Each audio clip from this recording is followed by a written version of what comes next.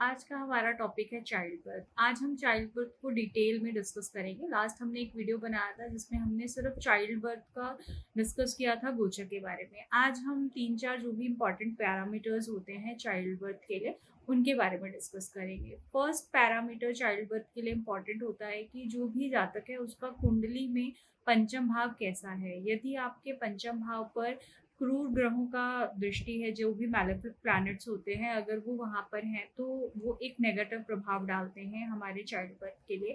First child birth में जो भी पंचम भाव है वहाँ पर हमारा सूर्य, मंगल, राहु, केतु या फिर शनि जैसे अगर प्लैनेट्स होते हैं तो उनके भी ऐसा रहेगा कि एटलीस्ट 2-3 प्लैनेट्स ऐसे बैठे हुए हों। ऐसा नहीं कि एक प्लैनेट बैठा हुआ है तो हम बोल देंगे कि नहीं चाइल्ड बर्थ नहीं होगा। तो एटलीस्ट 2-3 प्लैनेट्स का मेलेफिक इन्फ्लुएंस अगर वहाँ पर आता है तो there will be the bright chances कि चाइल्ड बर्थ में हमें प्रॉब्लम आएगी, राइट? अगर जो फिफ्थ है पंचम भाव है वहाँ का जो पंचमेश का जो नक्षत्र लॉर्ड है अगर वह मंगल और केतु के नक्षत्र में है तो बहुत ज़्यादा ब्राइट चांसेस होते हैं कि जो कंसीविंग होता है वहाँ पे मिसकैरेज हो जाए पर्सन का या अदर भी प्रॉब्लम्स आ जाएँ। तो बेसिकली हम पंचम भाव को बहुत इंपॉर्टेंट रोल प्ले करता है हमारी कुंडली में।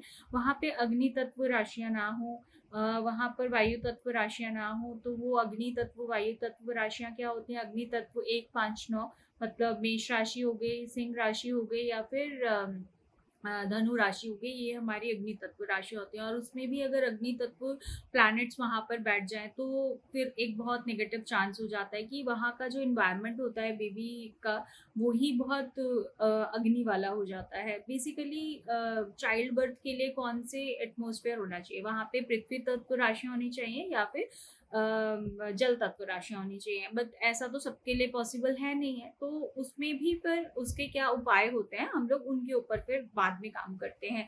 अगर किसी के अग्नि तत्व राशियाँ हैं या फिर उस पर अग्नि तत्व राशियों का प्रभाव है, काफ़ी सारे एयर साइन की जो प्लैनेट्स होते हैं उनका प्रभाव है, तो वो सारी चीज़ें एग्ज़ैक्टली देखी जाती हैं इस केस में।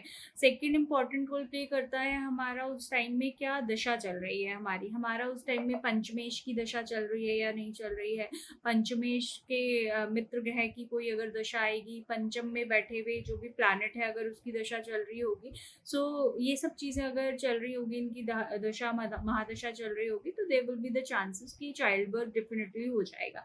थर्ड इम्पोर्टेंट रोल प्ले करता है हमारा गोचर। गोचर में अगर पंचम भाव से हमारा first, third, fifth, seventh, ninth या 11th भाव से अगर गुरु का गोचर हो रहा होगा या फिर किसी भी 2 प्लैनेट्स का गोचर हो रहा होगा, फॉर एग्जांपल दोनों सैटर्न और जुपिटर दोनों ही अगर देख रहे होंगे गोचर में अगर हमारे इन भावों को, तो भी चांसेस बनेंगे कि हमारा चाइल्ड बर्थ हो जाए। बट सबसे इम्पोर्टेंट रोल प्ले करता है पहले हमारी कुंडली में चाइल्ड बर्थ का योग होना चाहिए। सो आपका चाइल्ड बर्थ में अगर कोई इश्यूज आ रहे हैं तो आप हमारे नीचे दिए गए नंबर्स पे बात कर सकते हैं। हम आपको बेस्ट रेमेडीज प्रोवाइड करेंगे चाइल्ड बर्थ के लिए। Thank you so much.